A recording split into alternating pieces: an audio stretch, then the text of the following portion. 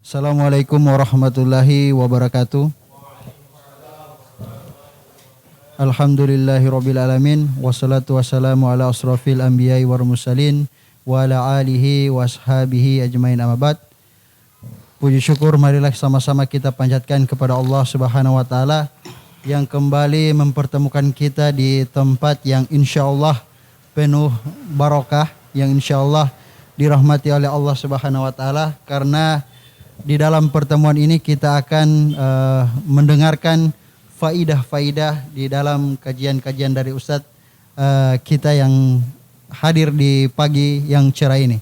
Kemudian salat dan salam marilah kita anturkan kepada Nabi kita Muhammad sallallahu alaihi wasallam, kepada istri-istrinya yang suci, kepada sahabat-sahabatnya, dan insya Allah sampai kepada kita yang senantiasa berkomitmen dengan sunnah-sunnah beliau sallallahu alaihi wasallam.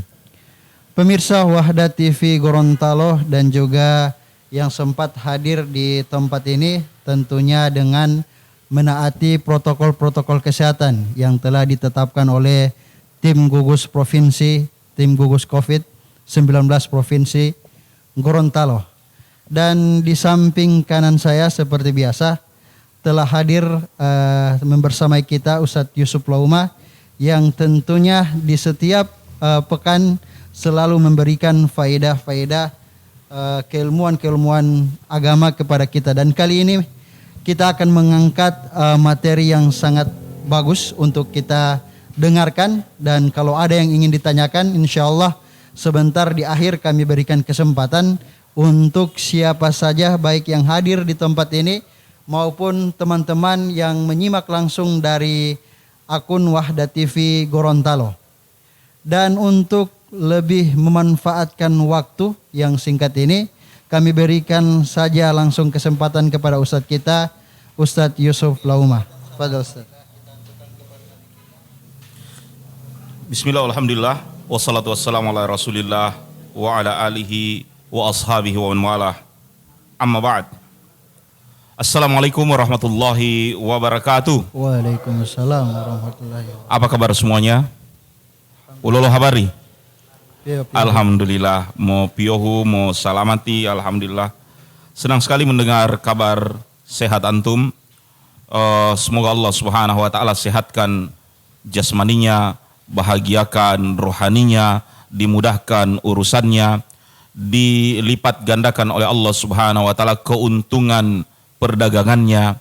Allah Subhanahu wa taala selesaikan persoalannya, dan yang memiliki hutang mudah-mudahan terbayar hutangnya, lunas cicilannya. Yang menginginkan jodoh mudah-mudahan segera mendapatkan jodoh, yang sudah dapat jodoh mudah-mudahan segera ke pelaminan, yang sudah menikah mudah-mudahan dikaruniai anak-anak yang soleh dan soleha, amin ya rabbal alamin.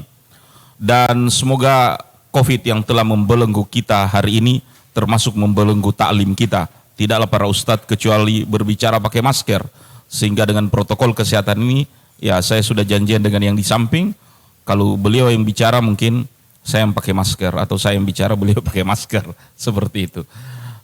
Sebab berbicara sambil pakai masker lumayan, ya artinya lumayan hosah istilahnya. Baik, pemirsa Wahda TV yang dirahmati Allah Subhanahu wa taala, sebagaimana lazimnya di hari Jumat seperti ini, kita banyak-banyak bersalawat untuk Nabi sallallahu alaihi wasallam. Sedekah kita hari ini adalah sedekah yang paling afdal di dalam sepekan, sebagaimana sedekah bulan Ramadan paling afdal di dalam setahun. Kemudian kita juga selain bersalawat untuk Nabi sallallahu alaihi wasallam, perhatikan kita yang sudah panjang kukunya, potong kuku, ya, cukur bulu. Yang belum disunat silakan disunat dan dikhitan. Dan di hari Jumat seperti ini baca surah Al-Kahfi. Allah Ta'ala akan berikan kita cahaya dari satu Jumat ini ke Jumat berikutnya. Dan cahaya ini bukan di dunia ini, tapi di akhirat nanti, ya, kita gunakan di dalam menerangi perjalanan kita di padang mahsyar, meniti sirat sampai ke dalam surga Allah Subhanahu wa taala, amin insyaallah. Ada satu waktu di hari Jumat ini doanya makbul, diijabah oleh Allah, maka gunakan waktu di hari Jumat ini untuk benar-benar berdoa dan meminta kepada Allah Subhanahu wa taala. Karena Tuhan kita Allah Subhanahu wa taala suka bila mana kita selalu minta, merengek dan terus menuntut untuk dipenuhi kebutuhan kita. Adapun makhluk Allah bosan kalau selalu kita minta, selalu kita pinjam. Allah Subhanahu wa taala senang bila mana kita berdoa. Doa kita diijabah dan saat berdoa juga itu adalah ibadah. Waktu itu bagi para ulama adalah waktu ketika khatib naik di atas mimbar, atau yang lebih kuat dan lebih condong ke dalamnya, dan saya cenderung kepada pendapat tersebut, waktu yang mubarak tersebut adalah waktu sesudah sholat asar sampai terbenamnya matahari. Dan di musim-musim seperti ini, jamaah sekalian dirahmati Allah, tentu ada yang diuntungkan dengan COVID-19 ini, ya. Namun tidak sedikit orang-orang yang merasakan dampaknya. Dalam usaha, dalam pergaulan, dalam taklim pun kami mengalami hal-hal seperti itu. Ya, artinya kita sudah tidak bisa lagi kajian offline, ya, berkumpul banyak orang dan seterusnya. Ya, kasihan juga ini ilmu syar'i menjadi terbelenggu, dan banyak sekolah-sekolah yang meliburkan kegiatannya, PHK ada di mana-mana. Namun Tuhan kita Allah Subhanahu wa taala di waktu sebelum COVID-19 ini datang, Dia juga Tuhan kita Allah Subhanahu wa taala ketika badai Covid ini datang. Maka ketika doa-doa dan kemudahan urusan Dia berikan ketika kita sebelum datangnya musibah ini, Dia juga yang kita harapkan doa-doa ketika musibah ini datang. Dan Allah Subhanahu wa taala telah menetapkan sebuah kaidah tentang pertolongan, kemudahan urusan, luasnya rezeki, sama dalam keadaan kita senang ataupun sempit, dalam keadaan pandemi atau di luar pandemi. Itu adalah janji Allah Subhanahu wa taala di dalam Al-Qur'an. Tidak perlu mempertanyakan apa betul atau tidak. Cuma yang perlu dipertanyakan, kita sudah coba atau tidak. Allah Subhanahu wa taala berfirman di dalam Al-Qur'an, "Wa may yattaqillaha yaj'al lahu makhraja." Ini kaidah yang pertama. Siapa yang bertakwa kepada Allah, yaj'al lahu makhraja, Allah Ta'ala akan berikan dia solusi. Siapa yang bertakwa, apa arti dari takwa itu? Kata para salaf, pernahkah kalian berjalan di jalan yang banyak duri? Apalagi yang bunga putri malu hari ini sudah jadi bunga, dulu rumpuh. Coba kalau jalan di lapangan yang penuh dengan putri malu, ya, biar laki-laki ganteng lagi, ya, tetap dia akan penuh hati-hati. Artinya apa? Jalan yang berduri, dia akan pilih-pilih kakinya di bagian mana dia mau injak, karena jangan sampai tertusuk duri. Orang yang bertakwa kepada Allah seperti orang yang takut tertusuk duri ketika jalan. Dia pilih-pilih jalan mana yang selamat, yang tidak akan mungkin tertusuk duri, ataupun ya baju atau celananya tergores dengan duri tersebut. Dalam kehidupan ini pencarian rezeki, duri-duri itu ada ribanya, duri-duri itu ada penipuannya, duri-duri itu ya ada menimbun, duri-duri itu adalah dusta, duri-duri itu adalah ya menzalimi orang lain, ya mengambil jatah preman, ya duri-duri itu adalah pemerasan dan seterusnya. Nah, siapa yang kata Allah Ta'ala yattaqillah, takwa kepada Allah, termasuk dalam mencari rezeki, yaj'al lahu makhraja, Allah Subhanahu wa taala akan berikan jalan solusi baginya, ya, dari setiap persoalan. Itu janji diberikan solusi dari persoalan, namun bonusnya kata Allah Ta'ala, wa yarzuqhu min haitsu la yahtasib, dan diberikan rezeki yang tidak dikira-kira. Solusi dari persoalan jelas, namun rezeki yang tidak dikira-kira ini adalah sesuatu yang luar biasa yang Allah Subhanahu wa taala berikan kepada kita sekalian. Sebelum saya membahas tentang tema kita hari ini, apa temanya? Terbukanya pintu rezeki yang berkah, ya. Dan jamaah sekalian dirahmati Allah Ta'ala, saya akan bawakan sebuah kisah. Kisah ini adalah kisah yang nyata. Penuturnya ya adalah seorang yang terkenal di zamannya sebagai Wa'az. Wa'az artinya orang yang terkenal dengan nasihat-nasihatnya yang bijak. Makanya di zaman Khalifah Abu Ja'far Al-Mansur, beliau terpilih sebagai pemimpin, dilantik menjadi presiden, ya, menjadi pemimpin kekhilafaan kaum muslimin pada saat itu. Namun beliau tetap mengambil gelar Amirul Mukminin, bukan mengambil gelar khalifah. Abu Ja'far Al-Mansur. Sesudah dia didaulat, ya, dibaiat oleh rakyatnya menjadi raja, menjadi khalifah, orang-orang mulai berdatangan dari pagi sampai sore, menjelang siang. Dan tibalah orang yang memberikan selamat ataupun baiat itu, seorang yang bernama, ya, Muqatil bin Sulaiman, penceramah, ustadz, pemberi nasihat, Muqatil bin Sulaiman. Muqatil bin Sulaiman datang, langsung Abu Ja'far bilang, sudah 6 jam dari tadi ini semua orang cuma ucapkan selamat, selamat, mudah-mudahan urusan baik, urusan lancar. Tidak ada seorang pun yang mengancam aku. Artinya ini pemimpin yang baik. Bahwasanya kritikan, ancaman itu balance. Di dalam kepemimpinan kritik juga itu diperlukan. Untuk apa? Untuk evaluasi dari kegiatan kita. Khawatir kalau orang semua, ya, jemaah sekalian, sudah bertepuk tangan dengan kita, hati-hati, karena nyamuk juga itu mati dengan tepuk tangan. Maka ketika antum memimpin, ndak usah kejar-kejar orang mau tepuk tangan, ya. Justru itu bikin mati, ya. Apalagi kita mematikan kritik, ya, menggiring bahwasanya tukang-tukang kritik ini, ya, halau saja mereka ke peternakan itik. Jamaah sekalian dirahmati oleh Allah Subhanahu wa taala. Kembali lagi kepada Abu Ja'far Al-Mansur. Bahwasanya dia bilang, so 6 jam dari tadi orang datang ini ucapkan selamat. Tidak ada yang mengkritik, tidak ada orang yang kasih saran ataupun menakut-nakuti bagaimana supaya balance dalam kepemimpinanku nanti. Maka engkau dikenal sebagai tukang pemberi nasihat. Wahai Muqatil bin Sulaiman, nasihati aku, ancamlah aku supaya hati-hati ketika memimpin. Kata Muqatil, kalau begitu saya beri ancaman, artinya nasihat berupa ancaman dari kisah yang tentu kisah nyata, tapi kisah ini yang kau suka. Jadi diberikan, saking berilmunya ini orang, diberikan pilihan bagi orang yang minta request ceramah ini. Kira-kira saya berikan kisah yang saya dengar atau yang saya lihat?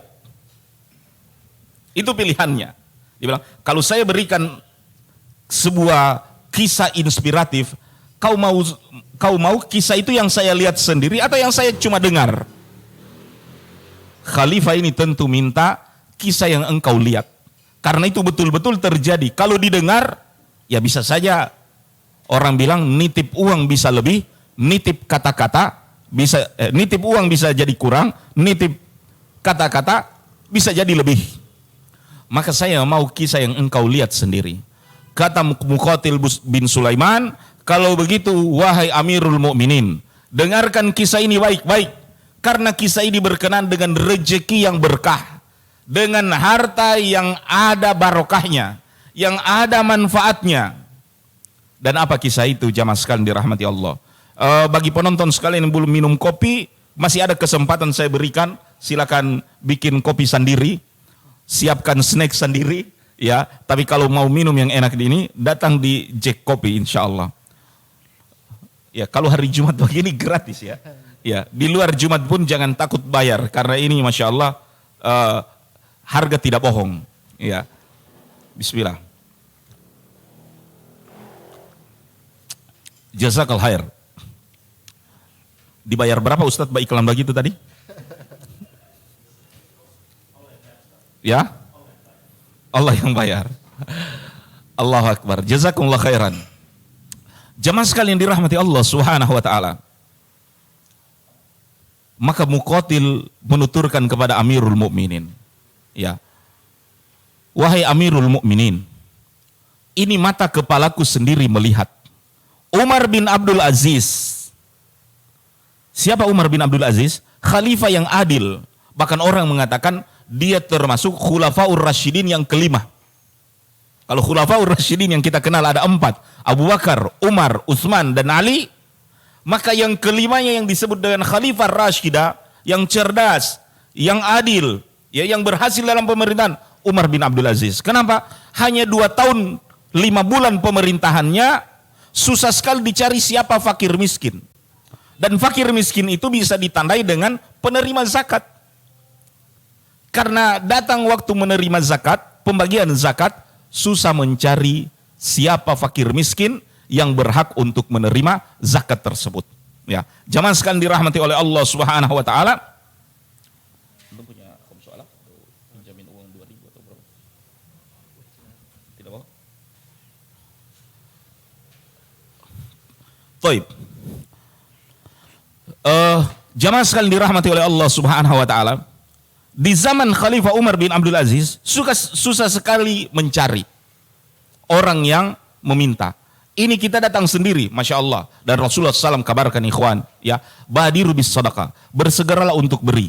Saya tadi cari-cari kantong, ini ada tak tinggal. Kalau saya tinggal ini, saya ke mobil tak tunda ini ceramah. Bisa dipahami ikhwan? Ya. Karena memang ada satu keadaan, ya, dan ini bentuk rahimnya kita kepada orang-orang yang meminta. Tidak setiap waktu ada orang meminta. Kadangkala uang ada di semua orang, tapi tidak ada lagi orang meminta. Dan susah kita cari orang yang mau meminta atau kita beri. Bisa saja kita beri kepada orang yang tidak minta. Dan itu kurang afdol. Jamaah sekalian dirahmati Allah, ini Khalifah Umar bin Abdul Aziz, 2 tahun 5 bulan.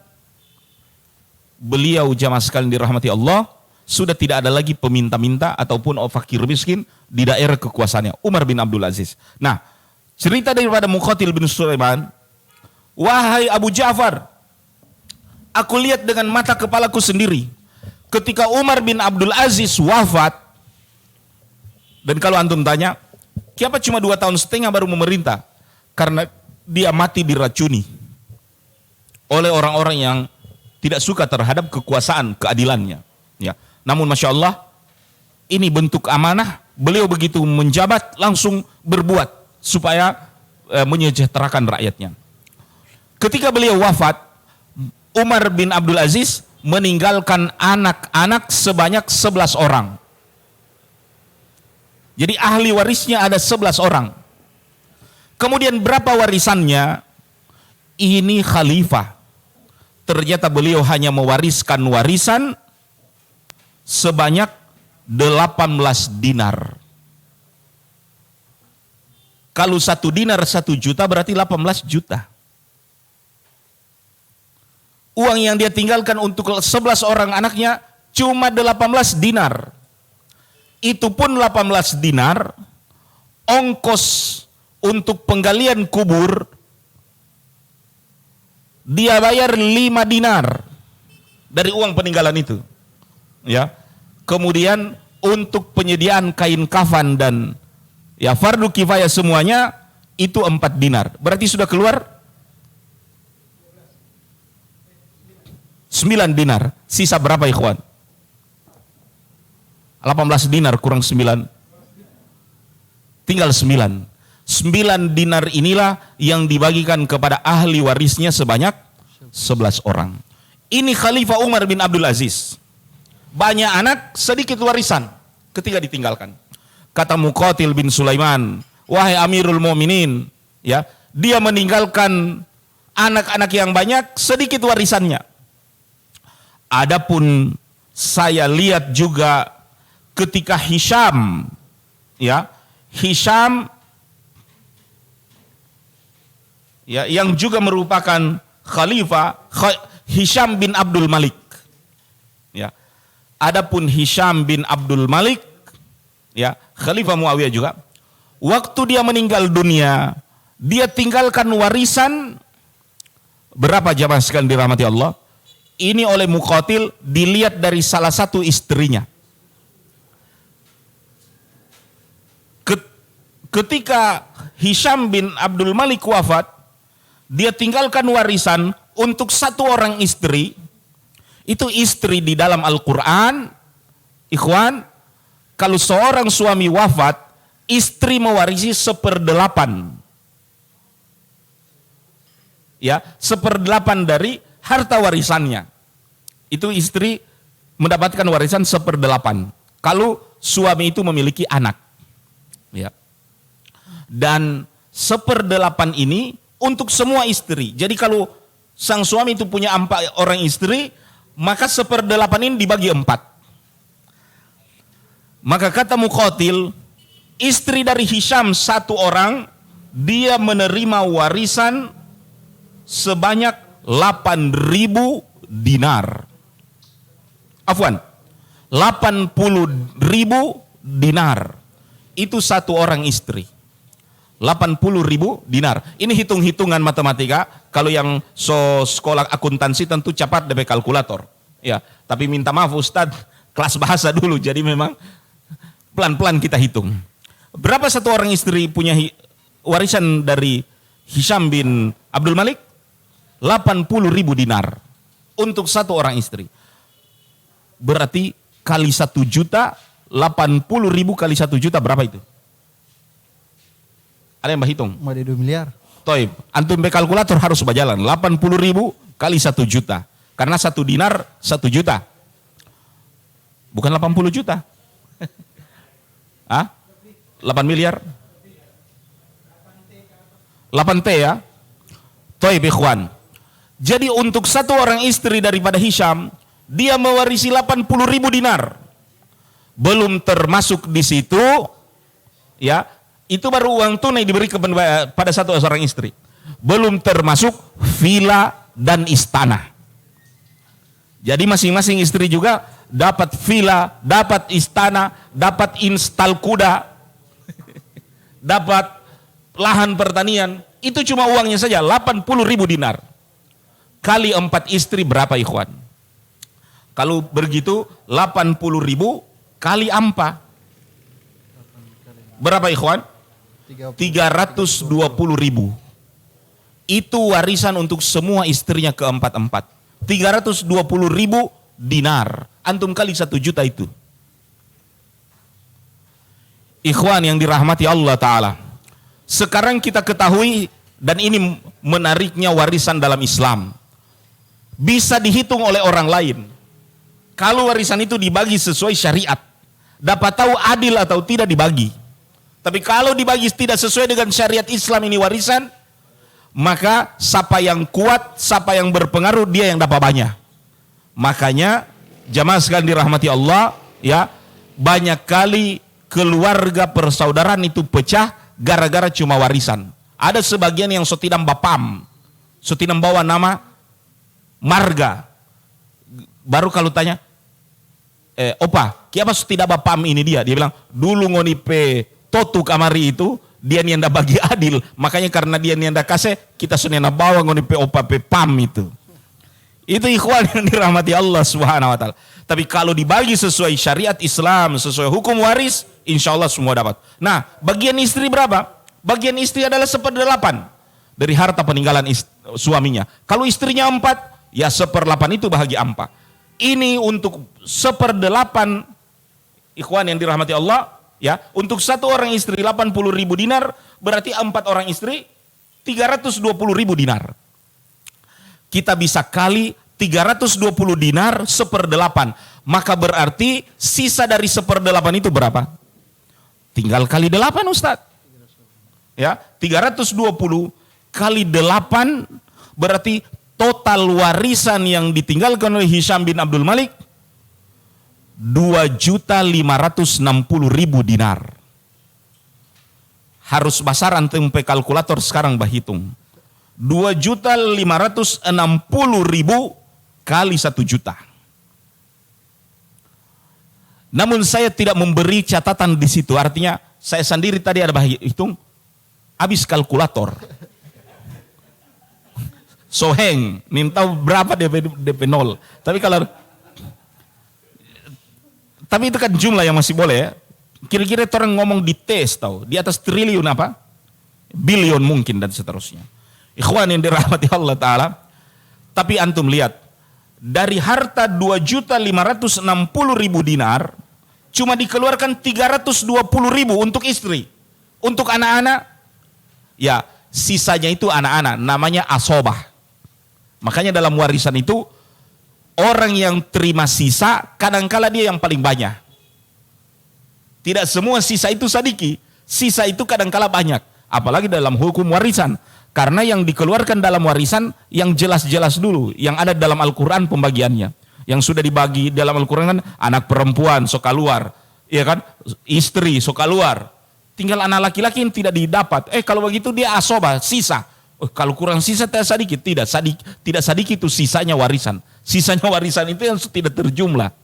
Ya, jadi hitung jo 2.560.000 kurangi 320.000 ikhwan. Itulah sisa harta warisan untuk anak-anaknya. Saya lanjut kisahnya ya, karena belum masuk di materi ini. Semua pertanyaan. Jamaah sekalian yang dirahmati Allah Subhanahu wa taala. Kata Muqatil bin Sulaiman, saya saksikan anaknya Umar bin Abdul Aziz. 11 orang berbagi di 9 dinar.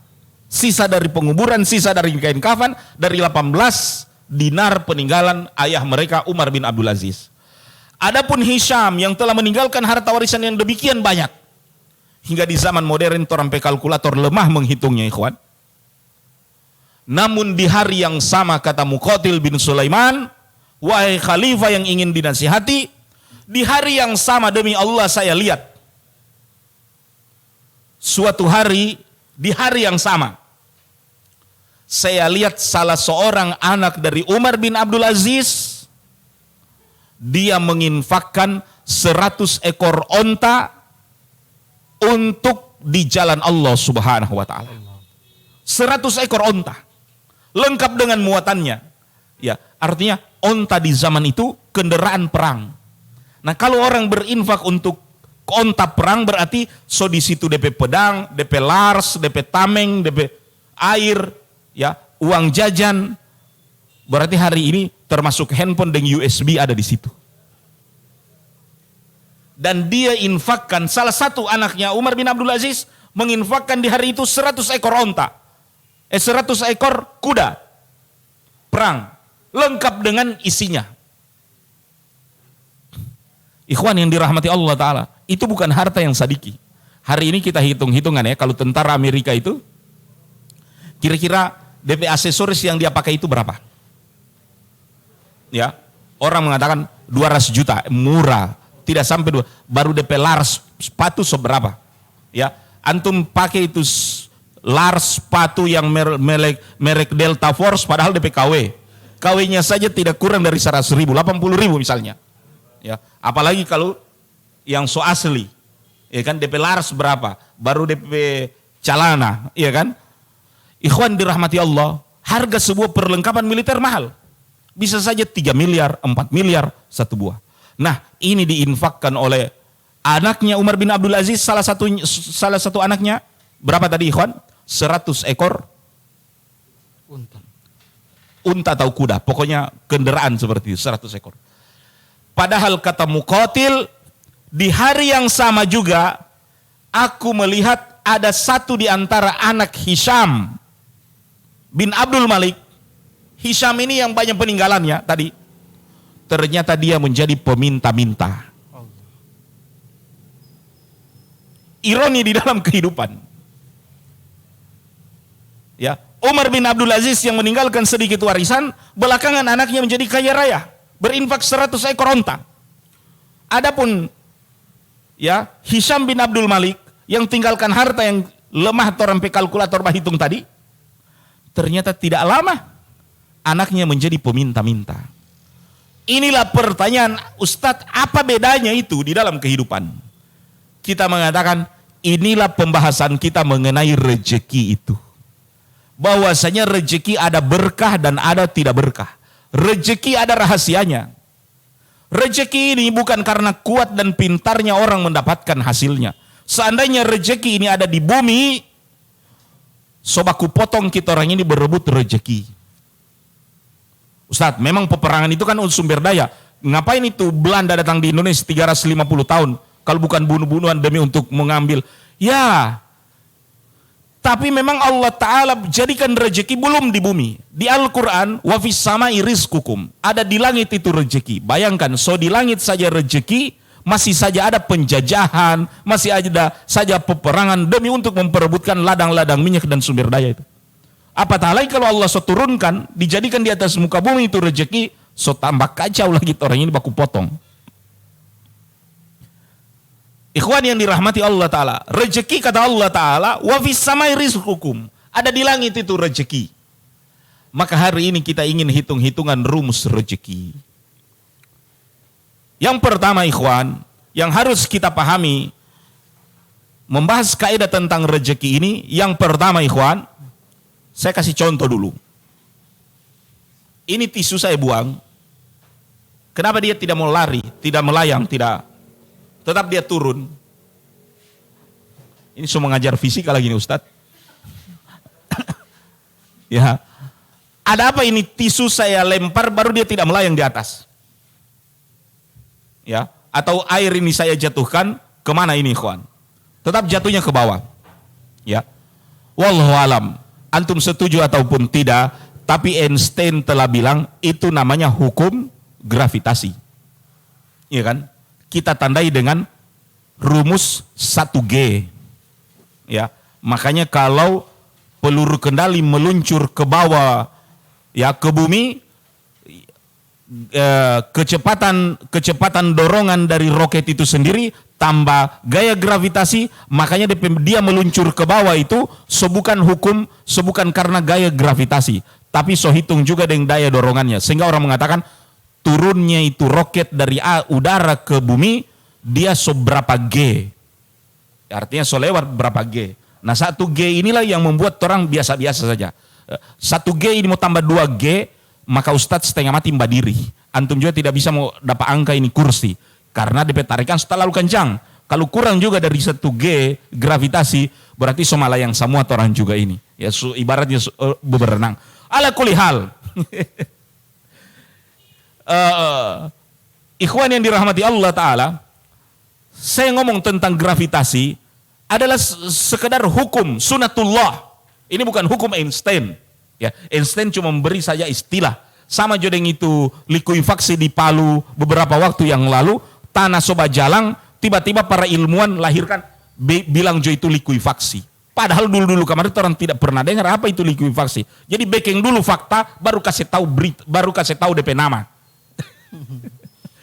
Dalam arti semua peristiwa ini Allah yang ciptakan. Kita manusia cuma memberi label, memberi hukum dan seterusnya. Ya, maka jamaah sekalian dirahmati Allah Ta'ala, demikian juga dengan hukum kekekalan energi ataupun gravitasi tadi. Sunnatullah, bahwa setiap benda itu kalau kita lemparkan maka dia akan jatuh ke bawah karena gaya tariknya ini yang disebut dengan gravitasi. Afwan, gaya tarik gravitasi ini yang saya sebut dengan tadi sunnatullah, hukum Allah. Ngapain Ustaz lama-lama di sini? Saya sedang membahas rezeki. Ya, karena rezeki juga ada sunnatullah. Artinya tidak akan pernah menentang hukum gravitasi ini. Apa itu?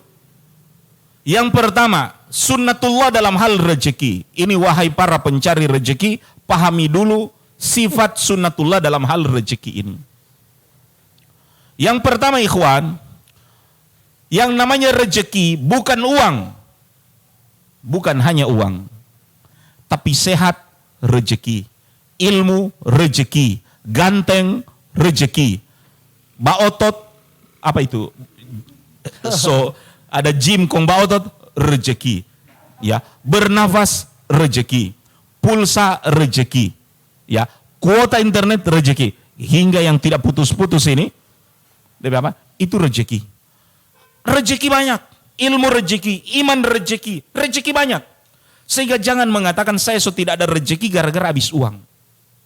Seorang penulis sastra di Mesir pernah menulis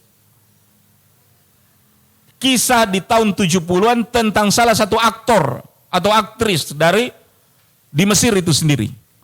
Waktu di zaman dia belum booming, belum apa orang bilang, belum go public, belum naik daun, ya, naik daun atau lockdown.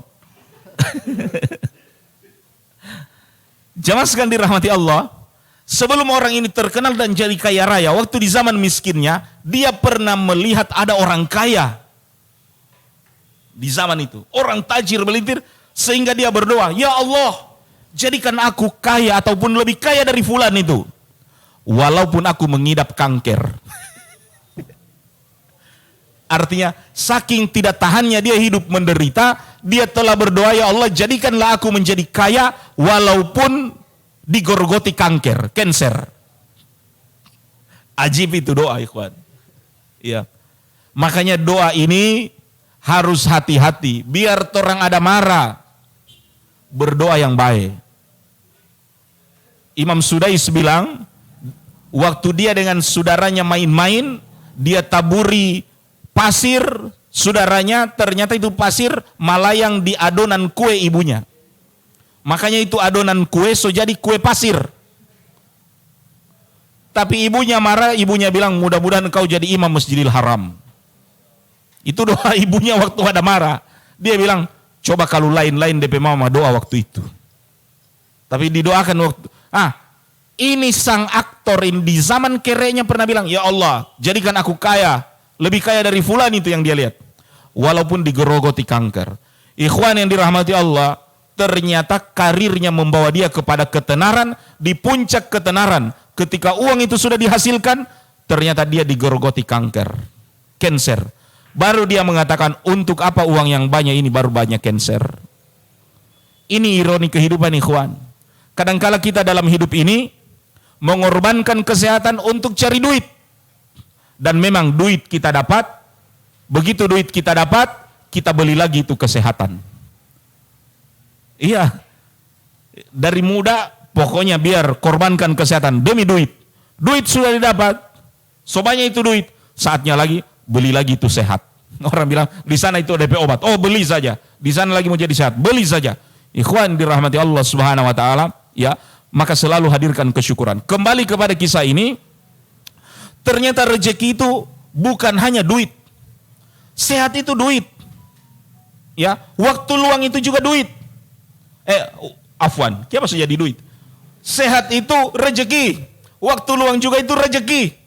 Jangan duit-duit mulu ikhwan. Ya, ini yang perlu kita sadari berbicara tentang rezeki. Maka ketika kita di zaman-zaman seperti ini ada keluhan kita tentang rezeki, ya, flat back kembali kita, ya, kira-kira betulkah saya ini orang yang fakir? Betulkah saya ini orang yang tidak ada rezeki? Ya, bukankah kita bisa bernafas? Ya, di rumah sakit sana ada orang yang DP nafas mau hitung dengan tabung oksigen. Berapa satu tabung? Belum ada yang coba. Alhamdulillah, mudah-mudahan tidak coba orang. Amin insyaallah. Tapi itu orang bernafas dari tabung oksigen. Nah, saya percepat kajiannya. Masih berapa menit? 10 menit lagi. Jadi rezeki ini, kalau hukum tentang rezeki, sebagaimana kita bahas tadi, sunnatullah bahwa rezeki bukan hanya uang.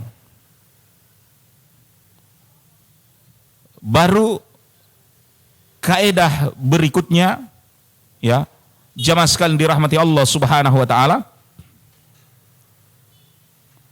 Ketika kita membahas tentang rezeki ini, yang kedua ikhwan yang dirahmati Allah, bahwasanya Allah Subhanahu wa taala telah memberikan kita rezeki sebelum kita lahir. Ini kaidah yang kedua. Ketika kita membahas tentang rezeki, so ada ini rezeki sebelum kita orang lahir. Ustaz, bagaimana mungkin? Ya, memang so ada. Jadi Ustaz, kalau kita orang hidup ini, tinggal orang mau cari itu dia. Makanya Ibnu Qayyim al-Jauziyah mengatakan, karena rezeki kita Allah so jamin sebelum kita lahir, maka ketika hidup kita di dunia, tinggal ada dua cara mau cari itu rezeki yang Allah tulis sebelum kita lahir.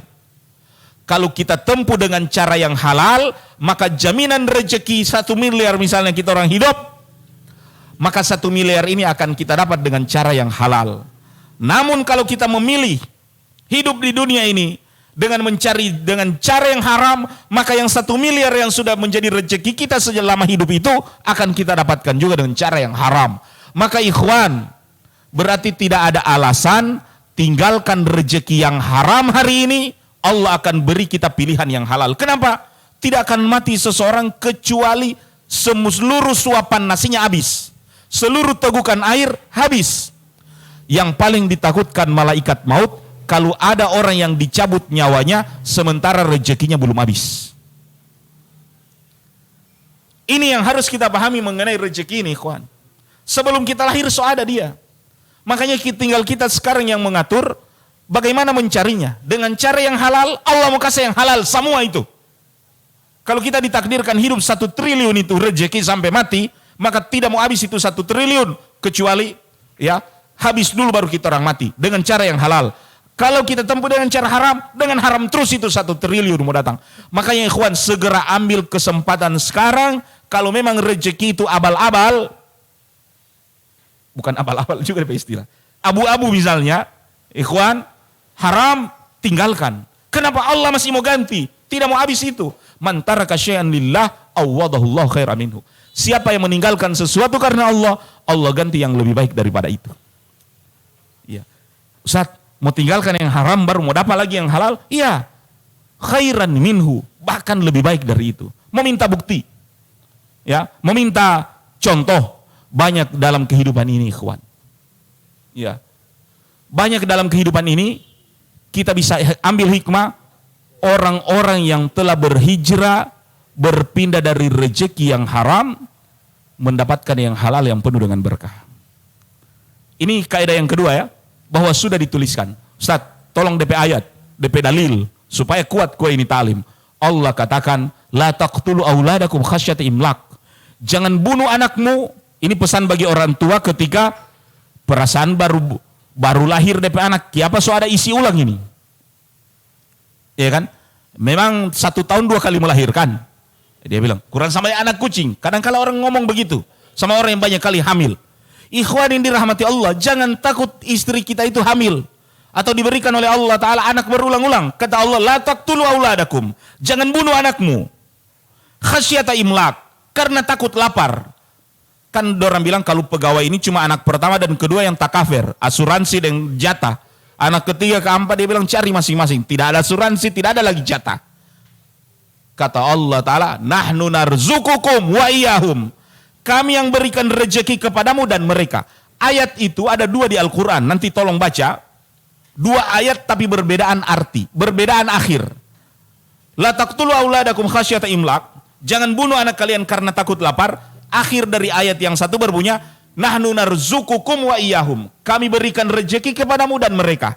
Di ayat yang kedua, kami berikan rezeki mereka dan kamu. Di ayat yang pertama didahulukan DP bapak yang dikasih rezeki baru DP anak. Dalam arti kalau seorang itu takut jangan sampai kita ini banyak anak. Waktu dia belum ada anak. Yang kedua, jangan sampai kita orang takut tiba-tiba so ada anak, so hamil. Kasih gugur jadi bilang, tidak di cover asuransi ini. Allah katakan, ya kami beri rezeki dia yang so ada ini sekarang di perut dan juga kamu. Maka ikhwan dirahmati Allah, kaidah mencari rezeki so ada sebelum orang lahir. Ya, tinggal sekarang kita orang mau cari. Kaidah yang ketiga. Dan kaidah yang ketiga ini sebenarnya berhubungan dengan rahasia bertambahnya rezeki. Kita orang so tahu sebenarnya. Ustaz tinggal mau ingatkan. Kaidah bertambahnya rezeki dan luas itu nyata. Di dalam Al-Quran Allah katakan, la in syakartum la azidannakum. Kalian syukuri, kami tambah. Makanya ikhwan, bagaimana supaya bertambah itu syukur kita? Dulu, waktu orang masih setengah mati itu uang, dapat uang 5.000, 10.000, 20.000 bersyukur. Alhamdulillah, Alhamdulillah. Bahkan 2.000 rupiah biar cuma ojek payung, Alhamdulillah, Alhamdulillah. Di waktu usaha sudah melebar, banyak sekali itu usaha, recehan-recehan ini so tidak ada Alhamdulillah babunyi. 2.000 tidak ada Alhamdulillah, 10.000 tidak Alhamdulillah, 20.000 tidak, nanti tinggal yang juta-juta, uang goros baru Alhamdulillah. Tapi ikhwan, tahukah kita, 2.000 yang kita infakkan kepada orang, dia bilang Alhamdulillah. Maka Allah tahu, walaupun 2.000 ada di kita, kita tidak bilang Alhamdulillah. Tapi orang yang kita kasihkan Alhamdulillah, Allah tahu dari sungai mana ini Alhamdulillah. Ternyata sungai-sungai Alhamdulillah itu, bisa saja kita pemilik sungai yang tidak Alhamdulillah, tapi orang yang kebagian air dari sungai walaupun recehan Alhamdulillah, ini yang ribut DP Alhamdulillah. Sebabnya Allah lancarkan itu rezeki. Jadi kalau mau banyak orang bersyukur, banyak juga berbagi. Supaya banyak Alhamdulillah bunyi di sini. Kenapa Allah tidak tambahkan rezeki? Orang tidak mau bersyukur. So tidak bersyukur dan so tidak berbagi. Tidak ada Alhamdulillah bunyi di sini. Maka mau memperbanyak Alhamdulillah, ya perbanyak juga memberi. Jadi biar cuma recehan kakak cili, ada Alhamdulillah babunyi di situ. Masya Allah, Ini yang ojek payung, alhamdulillah. Ini yang parkir, alhamdulillah. Ya, ini yang biar cuma minta-minta 2.000, alhamdulillah. 2.000, alhamdulillah, nyaring sekali dari dompet orang. Padahal ada orang yang lebih banyak dari itu tidak pernah bunyi, alhamdulillah. Bisa dipahami, ikhwan? Jadi rahasia memperbanyak rezeki, banyak bersyukur, alhamdulillah. Dan kalau kita tidak alhamdulillah, pancing dari orang lain.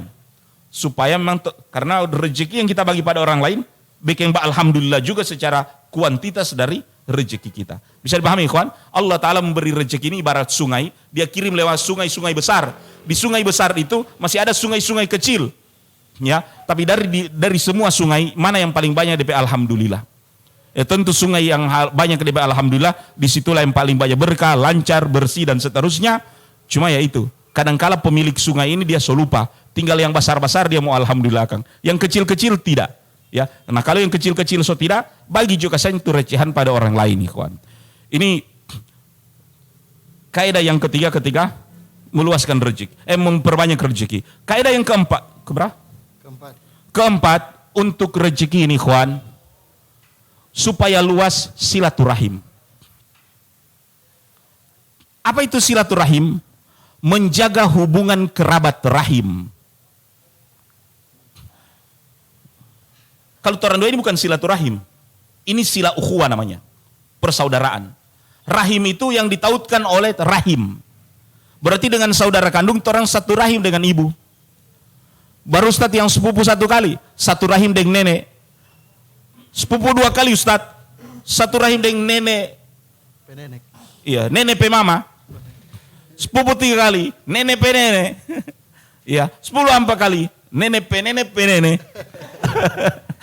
Ikhwan yang dirahmati Allah, itu yang namanya rahim. Rahim ini besar keutamaannya. Sebab kenapa? Dia makhluk Allah ini rahim. Awalnya rahim ini menempel di arsy. Lantas dia sesenggukan menangis. Kata Allah, kenapa engkau menangis wahai rahim? Kata rahim, nanti orang-orang tidak peduli lagi sama aku. Kata Allah Ta'ala, tidak usah sedih.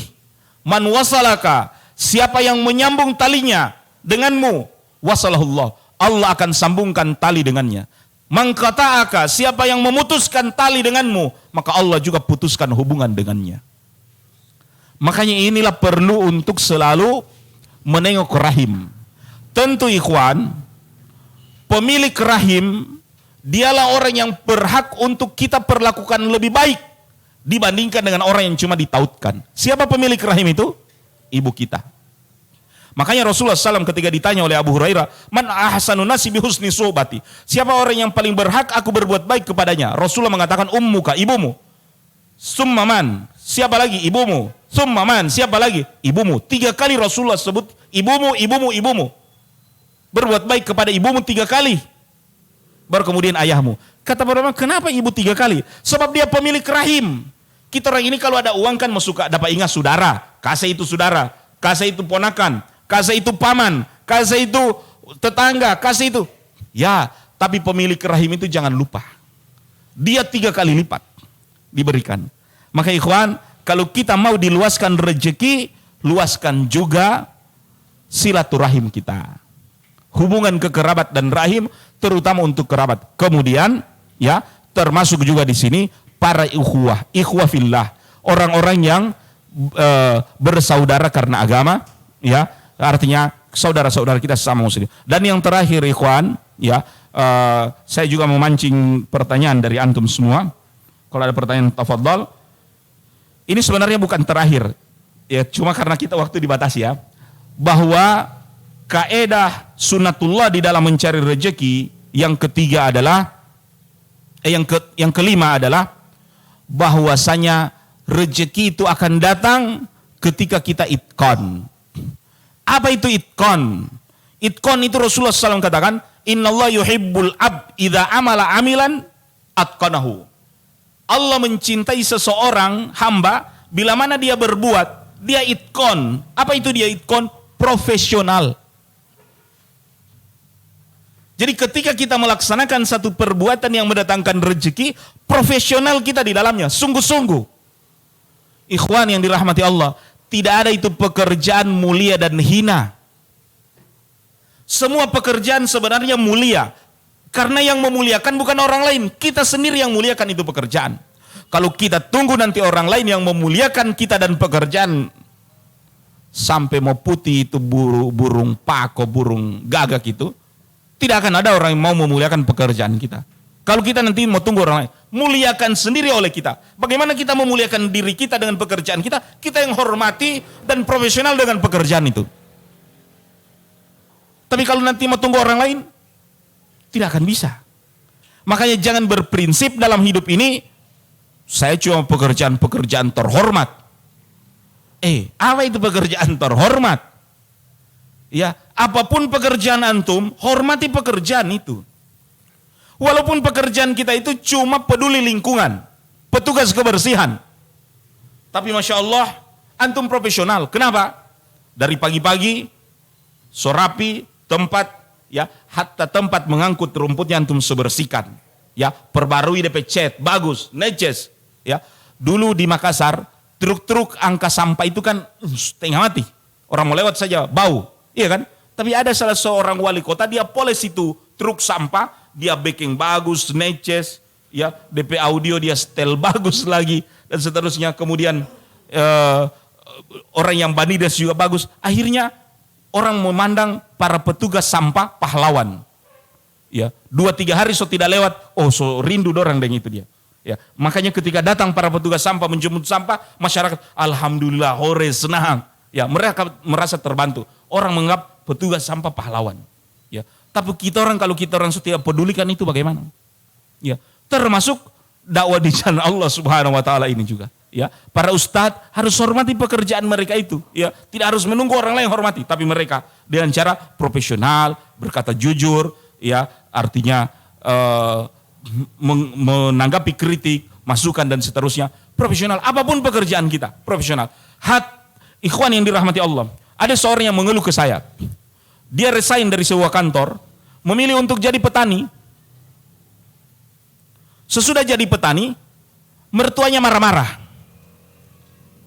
Karena mertuanya merasa, aduh kemarin kau orang kantoran, neces keluar rumah, sekarang berangkat dengan baju kumal, pulang juga dengan bau dan kumal. Kalau begitu turun juga dari rumah ini.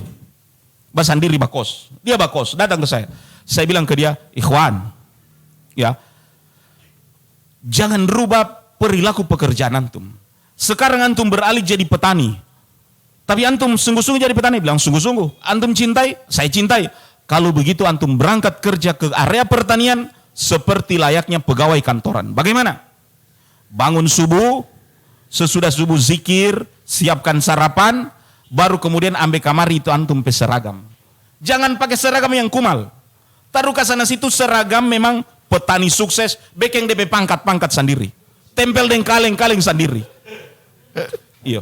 Baru kemudian antum turun dari rumah, pakai capatus, pokat hitam. Iya, sisir dan pakai ya, pomade yang memang ikhwan dirahmati Allah, kasih harum-harum. Iya. Baru kemudian antum tenteng tas. Di dalam tas itu, di situ ada parang, ada sabit, ada pupuk, ada macam-macam yang antum punya. Iya. Lantas dia coba. Ana lihat dia so pakai dinas, Masya Allah dia, memang itu baju dia pakai warna, tidak tahu apa itu hadiah juga dari pabrik pupuk atau dari apa ya, al-muhim. Ikhwan dirahmati Allah, dia so tambah neces. Ana bilang, antum usahakan sebelum pulang rumah so mandi juga, rapi, yang memang neces. Baju kerja tinggalkan di kebun. Baru kemudian dia buat hal itu. Baru kemudian dia, ana bilang, setiap kali antum datang di kebun, seperti jiwa yang antum latih, saya mau mengunjungi pabrik dan perusahaan saya. Makanya ketika antum mau mengunjungi pabrik dan perusahaan, jangan terlambat. Kalau memang jam 8 hadir, jam 8. Dan semua masuk kantor ini. Padahal cuma pikobong. Dan itu dia latih. Ya beberapa waktu kemudian dia so datang sama saya, Masya Allah, wajah berseri-seri, serukun dengan keluarga, alhamdulillah, malah Ustadz dapat hadiah lagi. Ya, dari hasil pertanian ini. Ini kisah nyata ikhwan. Jadi hormati pekerjaan antum dan antum profesional, apapun pekerjaannya. Kita yang jualan es di pinggir jalan. Kita yang jualan kelapa muda dan seterusnya. Jangan merasa rendah diri dengan usaha. Saya pernah merasa artinya ada rasa rendah diri tuh mbak jual. Ustadz memang mbak jual apa? Ustadz pernah mbak jual lemong. Ya, agak takut-takut pergi. Karena tidak mau baku urus dengan kagak ada tetangga mau dapat lihat lagi jual lemong di pasar dulu. Akhirnya Ustadz jual di Penada pagi-pagi sekali. Tukang tada yang dola-dola di pasar, waduh orang mau beli dia bilang, tak usah dijual, nanti orang yang bayar. Saya jual pagi-pagi sekali, saya pulang rumah, ya, lantas mertua bilang, orang so tada. Dia bilang tidak, so laku. Tapi karena ya rahimahullah rahmatan wasi'ah, ibu saya mengerti bagaimana keadaan pasar sehingga dapat tahu pulang pagi-pagi dengan barang yang bagus dijual begitu, berarti orang so tada ini. Artinya orang so borong. Walaupun kita dapat untung tapi sedikit dibandingkan jual. Ada nasihat yang berharga saya dapatkan. Ya, dia mengatakan tidak perlu malu. Ngoni malu mau terima doi. Saya bilang tidak ada juga yang malu terima doi ya. Ya, artinya gengsi itu mau pate. Ya, gengsi itu bikin mati. Sebenarnya tidak perlu gengsi mencari, tidak perlu gengsi bajual, tidak perlu gengsi sales, sebab tidak bikin malu mau terima doi, apalagi doi yang halal. Maka silakan menjual, silakan berbisnis, ya. Justru kita akan menjadi terhina kalau kita minta-minta, kalau kita kurang baba utang, ya. Tapi kita akan menjadi izzah kalau kita banyak memberi, kalau kita banyak bersedekah, kalau kita, dan Islam ini agama memang kalau boleh cuma dipeluk oleh orang kaya. Kenapa? Semua ibadahnya pakai doi. Mau datang di masjid suruh pakai baju yang bagus. Ya, tiap tahun suruh zakat. Kalau so mampu suruh piba haji ke luar negeri. Iya kan? Dia suruh kita menyantuni anak yatim. Kalau yang masih segar-segar, masih kuat-kuat ini menyantuni para janda dan anak-anaknya. Iya kan? Butuh duit semuanya. Ya, makanya jangan malu untuk bekerja, cari rezeki, tawakal Allah, dan ini diantara kaidah-kaidah mencari rezeki. Kalau ada yang benar dari Allah Ta'ala, keterbatasan kami sebagai manusia. Wallahu ta'ala alam. Terima kasih dengan pertanyaan. Assalamualaikum warahmatullahi wabarakatuh. Waalaikumsalam warahmatullahi wabarakatuh. Syukur atas materi yang sangat menarik, membagikan 5 kaidah terkait rezeki yang berkah dan diiringi dengan kisah juga yang menarik dari Khalifah Umar bin Abdul Aziz dan Abu Ja'far Hashim Abdul Malik, yang bisa membedakan kita bagaimana rezeki yang berkah dan rezeki yang tidak berkah. Selanjutnya kami berikan kesempatan kepada satu orang penanya di studio atau di tempat ini, dan sudah ada masuk dari online, namun kami berikan kesempatan terlebih dahulu kepada peserta kajian yang hadir di pagi yang cerah ini. Ada mic di Andi, silakan yang ingin bertanya memanfaatkan mic yang ada.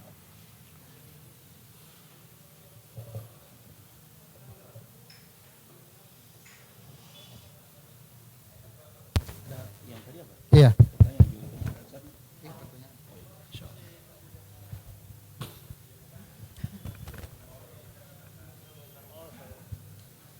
Ini kayak ILC. Ada? Kalau tidak ada, kami bacakan pertanyaan yang sudah masuk di kami. Ada? Ada. Ada matanya? Iya, ada pertanyaan yang sudah masuk di kami melalui selembar kertas. Ada yang bilang rumah atau tempat tinggal adalah tempat masuknya rezeki. Yang mau saya tanyakan, apakah kita harus percaya kalau letak dan posisi rumah yang salah? Diberikan contoh di sini Ustaz. Yang pertama, posisi kamar dibilang hidup atau dibilang hidup, cerai atau mati. Yang kedua, posisi pintu masuk utama dibilang dunia dan akhirat. Apakah saran dari orang saya harus abaikan atau harus dilaksanakan? Atau rumah dibongkar dan diubah? Baik, Masya Allah. Ketika kita menghubungkan berkahnya rezeki, mudahnya rezeki dengan sesuatu, tidak ada sesuatu pun yang kita hubungkan murah dan mudahnya rezeki itu datang kecuali sandarkan kepada Allah Subhanahu wa taala. Minta kepada Dia manfaat dan berlindung kepadanya, kepada Allah, jangan sampai kena mudarat. Jadi yang maksimalkan adalah doa. Adapun rezeki disandarkan kepada makhluk, ya, Zainuddin pernah bilang, siapa yang bersandar ya kepada jenderal, jenderalnya bisa saja ya pensiun, ya hilang juga sandarannya. Siapa yang bersandar di rumah, rumahnya roboh, roboh juga DP rumah. Artinya apapun yang kita jadikan tempat bersandar, kita bersandar sama orang kaya, orang kayanya bangkrut, bangkrut pula kita. Maka bersandarlah kepada wa tawakkal 'alal hayyil ladzi la yamut. Sandarkanlah dirimu kepada yang maha hidup yang tidak akan pernah mati, yaitu kepada Allah Subhanahu wa taala. Bagaimana caranya? Doa. Adapun menyandarkan rezeki dengan posisi rumah, dilihat mana cinya, ya, feng shui, artinya menghadap kemana yang ci, menghadap kemana yang hokinya, dan seterusnya. Jamaah sekalian dirahmati Allah Subhanahu wa taala. Pintu rezeki itu tidak ada hubungannya dengan pintu rumah kita. Sebab kenapa? Pintu rezeki itu ternyata ikhwan, dan ini Ustadz bukan mau backing, ya. Kita berbicara perlu dalil, orang bilang perlu data. Nah, data di sini dalil. Ternyata dalil-dalil yang ada tentang pintu rezeki bukan di palang rumah kita, bukan di depan pintu kamar kita. Pintu rezeki itu ada di pintu masjid. Bagaimana? Coba lihat. Kalau doa turun dari rumah, tidak ada doa minta rezeki. Cuma minta tawakal kepada Allah ketika keluar rumah. Bagaimana? Bismillahi tawakkaltu 'alallah. Dengan nama Allah aku bertawakal, serahkan kepada Allah. Minta rezeki tidak. Tapi coba lihat doa masuk masjid. Doa masuk masjid dan keluar. Ya, kalau masuk masjid kita tahu kan, Allahumma shalli ala Muhammad, Allahumma gfirli dzunubi waftahli abwaba rahmatik. Ya, abwaba rahmatik. Ya Allah, ampuni aku, bukakan pintu rahmatmu. Minta pintu rahmat dibuka waktu masuk masjid. Jadi, ya Allah sayangi aku waktu masuk masjid ini. Rahmati aku, sayangi aku, peduli aku. Makanya ketika sedang di masjid duduk, minta dikasihani oleh Allah. Dirahmati. Keluar dari masjid inilah pintu rezeki. Lihat DP doa, apa? DP hadapkan kaki kiri duluan. Ya kan? Allahumma gfirli, Allahumma inni as'aluka min fadlika. Ya tak? Atau Allahumma salli wa sallim ala nabiyina Muhammad, Allahumma inni as'aluka min fadlika, atau Allahumma gfirli waftali abwaba fadlika.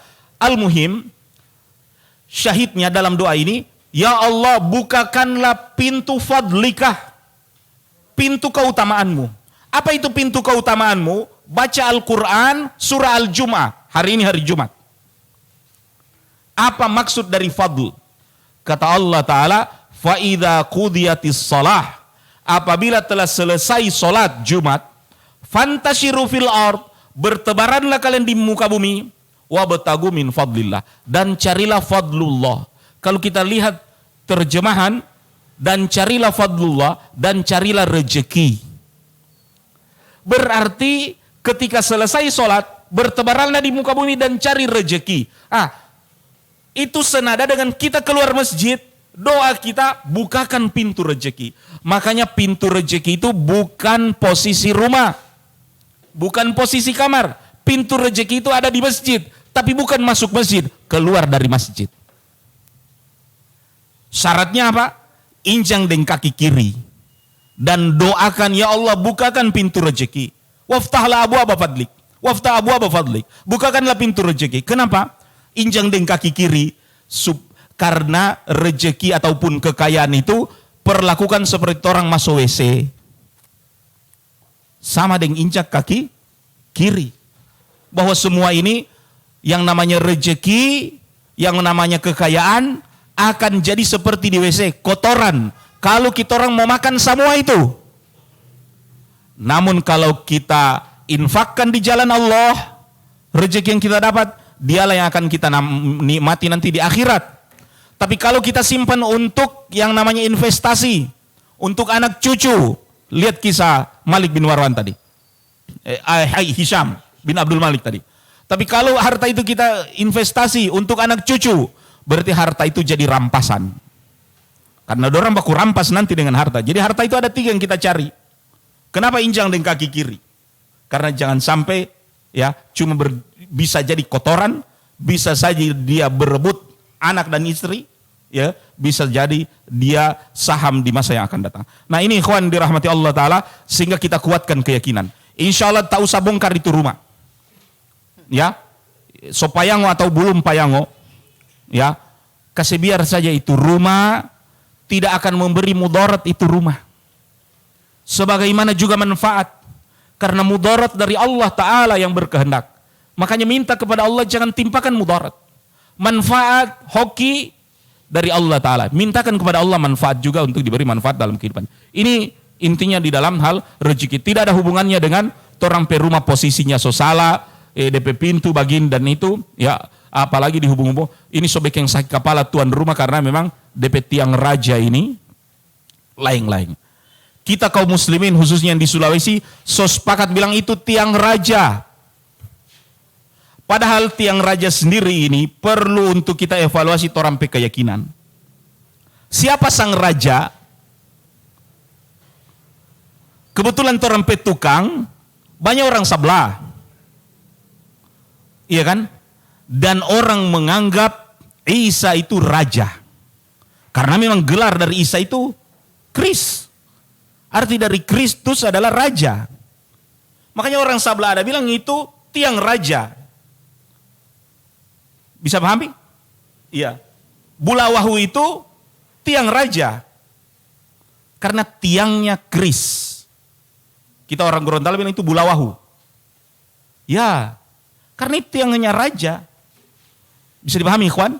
Ya. Dan kita ikut-ikutan juga di situ. Ya. So sama-sama. Padahal tidaklah sang raja, ya, yang memikul Bulawahu itu dia adalah hamba Allah Ta'ala dan Rasulnya, bukan penentu. Ya, keselamatan itu diminta kepada Allah, bukan diminta kepada Bulawahu. Bisa dipahami, ikhwan?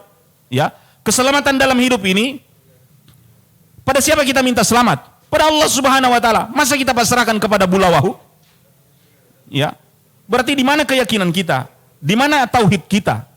Ya, Bulawahu, ya, sama saja dengan apa saja, dengan kayu-kayu biasa. Ya, makanya tidak perlu juga harus langge.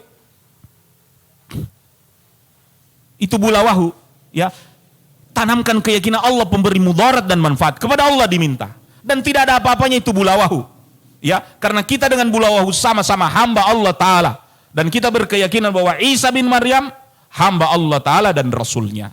Dia bukan juru selamat. Juru selamat adalah Allah Subhanahu Wa Ta'ala. Itu tauhid, itu Islamu dengan kita semua. Ya, demikian. Wallahu ta'ala alam. Ya, syukur Ustaz atas jawaban dari pertanyaan yang ada. Rasa sedih ingin mengakhiri perbincangan di pagi menjelang siang ini Ustaz. Namun waktu lagi-lagi yang memisahkan kita. Namun kabar gembira untuk pemirsa Wahda TV Gorontalo dan juga yang hadir di studio ini. Kita setiap pekannya insya Allah ada di sini di Warkop Jack Kopi dan ditemani kopi-kopi yang enak, ada juga nasi kuning dan tentunya perbincangan-perbincangan yang bergizi bagi batin kita insya Allah. Dan kami tutup dengan doa semoga Allah Subhanahu Wa Ta'ala membukakan rezeki kita, rezeki yang berkah kepada kita semua. Selayaknya doa yang dipanjatkan oleh Rasulullah Sallallahu Alaihi Wasallam di setiap pagi hari, selain memohonkan ilmu yang bermanfaat, juga amalan yang diterima. Rasulullah juga meminta rezeki yang baik, rezeki thayyiban. Allahumma inni as'aluka ilman nafian wa rizqan thayyiban wa amalan mutaqabbalan. Sekian pertemuan di pekan ini dan kita tutup sama-sama dengan membacakan doa kafaratul majelis. Subhanallah wa bihamdika asyhadu an la ilaha illa anta astaghfiruka wa atubu ilaik. Assalamualaikum warahmatullahi wabarakatuh.